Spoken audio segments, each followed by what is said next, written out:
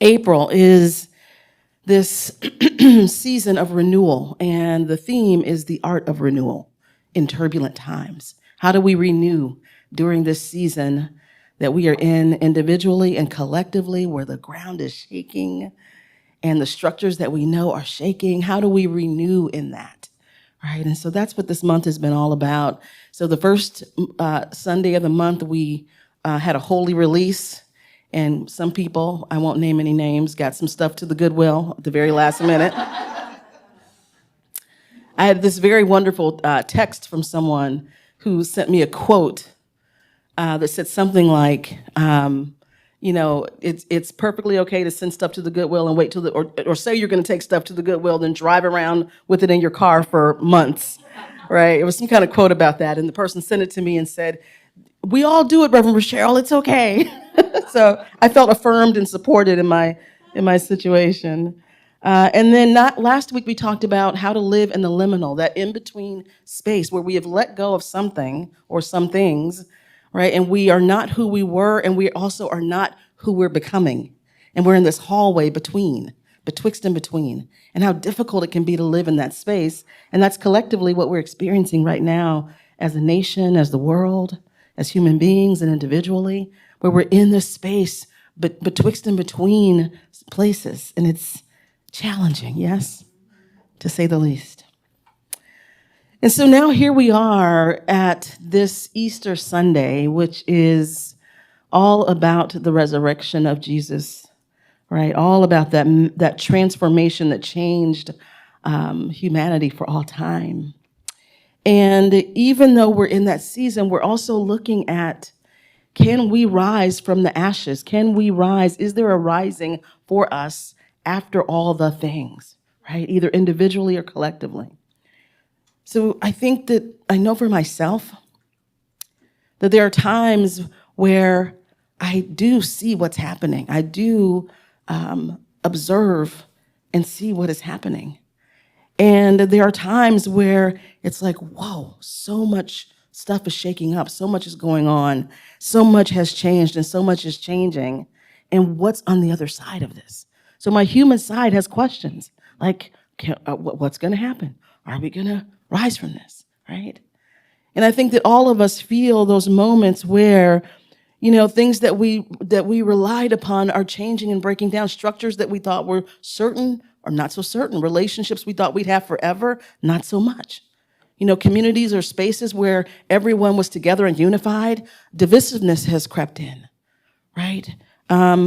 Communities splitting up and things just shifting and changing. And so there's this natural wondering, okay, what's on the other side of this? Can we come back from this? Because we don't know what it looks like on the other side. And we're grieving what we're losing, even as we're a little bit frightened about what is coming, yes? Are y'all feeling some of this, what I'm saying here? Yeah. And so here's the thing.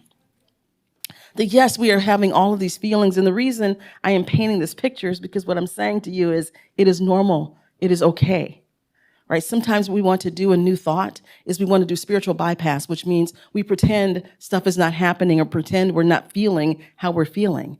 And it is okay to acknowledge, yeah, there's some moments where it's like, wow, what is going on? And what's on the other side of this? And that is a normal reaction as us in these human earth suits. That's a normal reaction to be having. But we don't want to set up camp there, right? We don't want to live in that space. We don't want to spend prolonged time in the fear, the doubt, the worry, the grief, right? We want to do our processes to move through that. And one of the beautiful things about this Sunday is it is a reminder that, yes, indeed, we can rise from anything.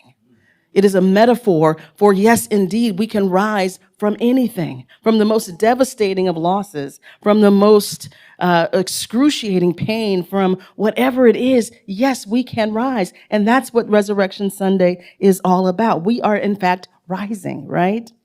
So Michael Beckwith says, the spirit within us is so powerful that it can rise even after the most devastating of circumstances. Right? There's a power within us that can rise even after the most devastating of circumstances, even death. So when we look at Easter Sunday and we look at the resurrection story, I'm going to look at it today through metaphysical eyes, which is what we do in Science of Mind, right? We look at it from the metaphysical standpoint. And so here's what we know. So Jesus, who of all people could have manifested a different reality, right? Could have prayed away the crucifixion, could have altered the course of his trajectory, who had the power to do that, right? Did not do that, right? He was not spared the pain. He was not rescued. He entered into the painful situation. He walked into the crucifixion, right? He walked into that consciously and aware. And so despite being betrayed by a close friend, despite being tortured, despite all that he suffered and went through in the week from Holy Sunday to, is it Holy Sunday? Palm Sunday to Resurrection Sunday. The week that he went through from being exalted coming into Jerusalem to being crucified by the end of it, and then rising from that. That's a blueprint for us to know that no matter what happens to us, no matter what we endure or what we go through, walk through, suffer through, stand through, whatever we experience in life, that there's a life on the other end, that we can rise from no matter how devastating. And I think that is why the power of the resurrection is that the very challenge that we are told as humans, we can't come back from death, right? We cannot come back from the dead. That very challenge, the ultimate challenge, Jesus transcended that, right? The resurrection says that he transcended that. He even proved it before Palm Sunday on Lazarus Saturday. He rose Lazarus from the dead. Lazarus had been dead for 4 days. And Jesus resurrected Lazarus, right? So we see twice that this thing that says, this thing called death, that is the ultimate end for us as humans. It feels like the ultimate end, right? The ultimate fire, the ultimate burning down, the ultimate completion. The resurrection says there's more, that there is a life, and life will rise up. And so Jesus rose through the pain of the crucifixion. And when he rose and he showed up in the resurrection, he was unrecognizable, right? He wasn't restored. People did not recognize him. The people who saw him didn't see him because he was transformed, right? He was transformed. So the resurrection so transformed him. The resurrection is not about going backwards. It's not about restoring, right? It's not about being who you used to be. It is about being so transformed that people may not even recognize you. They may not recognize you on the other side of that divorce, or the other side of that illness, or the other side of that layoff, right? They may not even recognize you because you are so transformed by the divine, by the one power, the one presence, the one that is eternal life, the one that lives within each of us, and that Jesus proved that there is a power greater than any of us. There's a power greater than any of us that is never hurt, never harmed, never touched, never endangered, and it is eternal, and it lives, and it lives, and it lives, right? So we may shuffle off the mortal coil, and God still is. And each of us as unique expressions of God still exist, right? But if we just look at this as a metaphor for our lives, what I want you to get today is that whatever you are going through, have been through, or about to face, that there is life on the other side of it, and you can rise. And in fact, you are rising. The fact that you're in this room says that you are rising from the ashes of whatever. Are y'all with me on this? Yeah? And so there are a couple of different stories. So there's the resurrection story, right, that we all know. And then Ernest Holmes says, our conclusion is not that dead men live again, but that a living man never dies, right? A living man never dies. What Ernest Holmes is talking about is when you are aligned with capital L life, with the all that is, the all powerful, that we call God or the creator, whatever name you want to give it. When we're aligned with that, we are alive. We are alive and cannot die, right? Cannot die, because life goes on and on and on and on. And when we align with that in our lives, That divine presence, that which created us, the all that is, when we get aligned with that in our lives, then we resurrect, we rise up over any circumstance, anything that has occurred to us or happened to us. There's another story in a myth or part of mythology that also speaks to the resurrection, and that's the story of the phoenix, right? And so what I love about the story of the phoenix is that the phoenix is this radiant, golden red bird, and it lives a long, purposeful life. But when it knows it's time to dissolve, it's time to go, it creates a nest, and it fills it with frankincense and myrrh, so goes the story. And it flies to the mountaintop, and it sets itself on fire in this nest, right? And then the beautiful thing is, it rises up from the ashes. It is reborn, it is renewed, it is remade. And that is the same story, the same, all of these stories are deep archetypal myth, right? That we see again and again and again in spiritual literature and ancient literature, right? And so the story of the phoenix, again, rising from the ashes, rising from what seemed to be dead, what seemed to be gone, what seemed to be over and finished. And yet it is renewed and refreshed, and it's made new. And so this is the thing. Spirit says this is not the end. Whatever it is we're facing individually or collectively. And right now, I think a lot of people are frightened by what is happening in our world and thinking this is the end, right? Or there may be something going on in your life where you're thinking this is the end. Where do I go? I've come to the end of the road. And this is not the end. It is not the end. It is not the end. Each of us has the opportunity to rise up, to rise anew. Each of us has the opportunity to make a new choice, to birth a new life, to go a new direction. Are y'all following what I'm saying? Yes. Maya Angelou has this really beautiful poem called Still I Rise.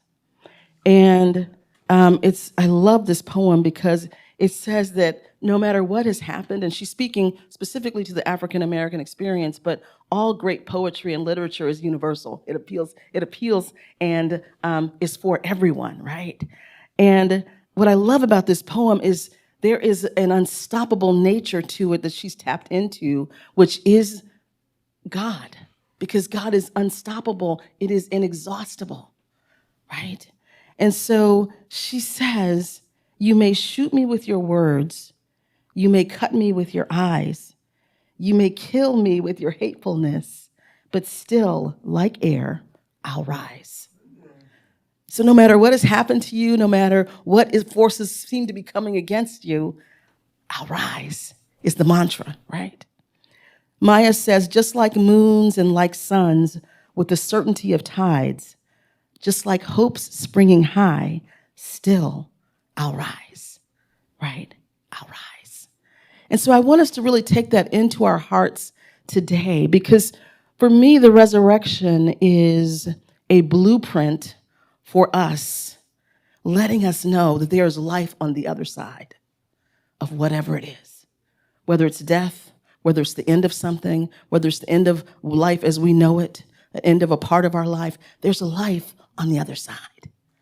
There's life on the other side. And so when you begin to move into this blueprint, into this knowing that the divine has the final word, that it is always creating, there's some things that begin to happen for you. So when you say yes to your resurrection, and so right now, are you willing to say yes to your resurrection? Yes? Yes. So when you say yes to your resurrection, you reclaim your spiritual power, right? You reclaim your spiritual power, because what it's saying is no matter what the world throws at me or people throw at me or the diagnosis throws at me, no matter what, I am rising up. There's that within me that is rising, right? And transforming. And there's so much power in that, right?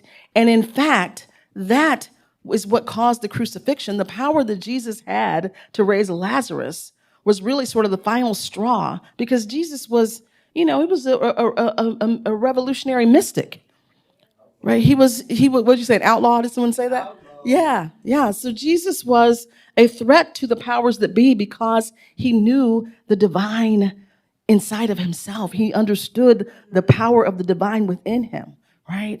And so it's theorized that part of the big threat was the fact that he had raised Lazarus from the dead on Saturday, and then came into Jerusalem on Sunday to people having heard this and going, oh my God, oh my God, oh my God, oh my God, right? Right? So much excitement, so much awe, right? Because what he was saying is, I rise. There's that within each of us that can come back, that can rise up. Right? That's a powerful thing. And so when you say yes to your resurrection, you are now empowered, right? You have agency over your life, over what is happening, right? You're not at the mercy and the whims of all these other things that are going on. You can get into the driver's seat of your own life because you know whose you are and you know who you are, right? You know who sent you.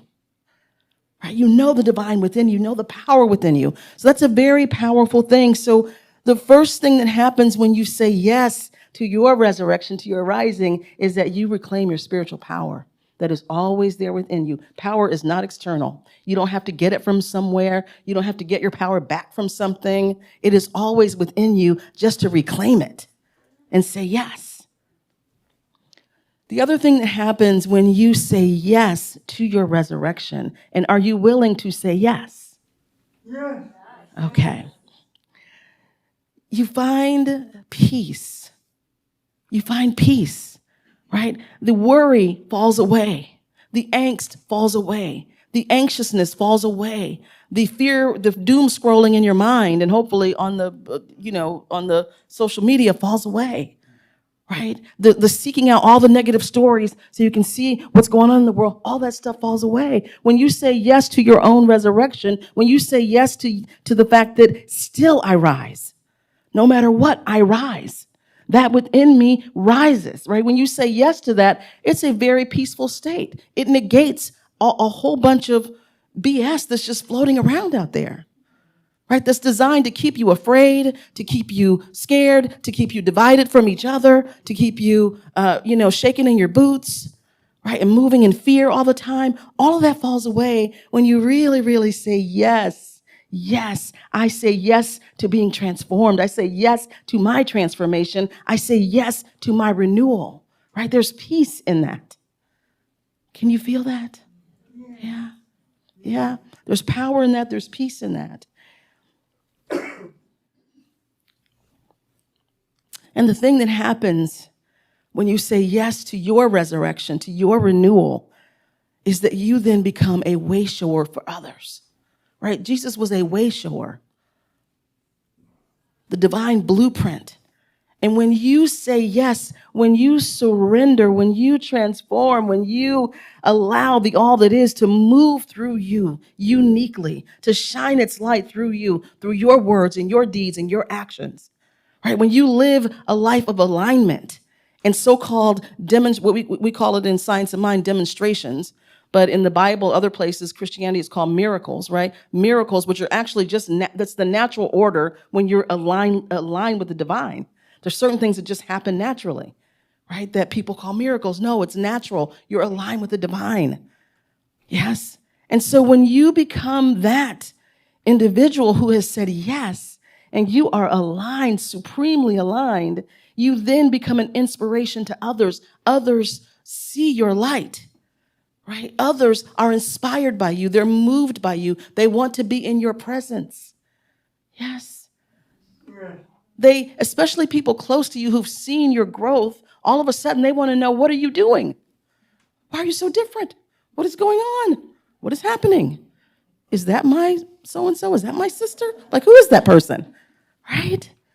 And so you then become a person who inspires others. And that's why I always say it doesn't take everyone to change the world. It just takes a few people, right? It takes critical mass, enough people to be aligned with the absolute truth of their being, with the absolute truth of spirit within, to shift their lives and how they move through life. And that creates a spark for other people. And that is how the world gets changed. Because that's certainly how it's being changed in other ways, right? If you look at fear, it's something happens, it's a spark of fear, and then it ignites fear in a bunch of other people, right? You can do the same thing with truth and inspiration and love, right? Be such a place and space of love and transformation and light, and living out your zone of genius, living out your divine purpose, doing the work that you were especially put here to do with the people you're put here to do it. When you do that, you light up. Other people want to be a part of that. Right? Other people begin to look at their lives, reconsider their choices, make changes, transformation, and it has a ripple effect, and that is how the world changes. Just like it changes towards fear, it can flip towards love. And I'm not talking lovey-dovey, flowers, rainbows. I'm talking about love. Agape love, unconditional love, love that says you and I can be very, very different, and I love you because I know that we're from the same root, right? We're kinfolk from the same space and place. We may not look alike. We may not speak the same language. We may not have the same life experience, but we're each unique expressions of one thing. So we are kin, right? That is what I mean when I say love, and it's not easy. It's not pretty. And sometimes it feels great and sometimes it doesn't, right? But we can flip the world by starting with ourselves. And the resurrection gives us a beautiful and bitter, sweet story that has lasted through the ages, that points us in the direction of what the work is and what the resurrection is and what the transformation is that is available to each of us. Yeah, are y'all following this? Yeah. So just say these things after me. I rise from the ashes. And I invite you to go within to your heart and really feel this in the cells of your body as we say these words, to really feel this. I rise from the ashes. Not the same, but reborn. I rise like the phoenix. Wiser, deeper, freer. Take a deep breath and feel this in the core of your being. I rise with Christ consciousness awake in me.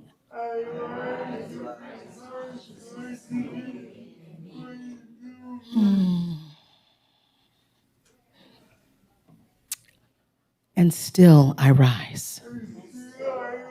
And still I rise. And still I rise. Yes. And really feel that right now for whatever is happening in your life. Just imagine it falling away and you rising up and refreshed, renewed, strengthened, empowered, shining, rising from whatever it is.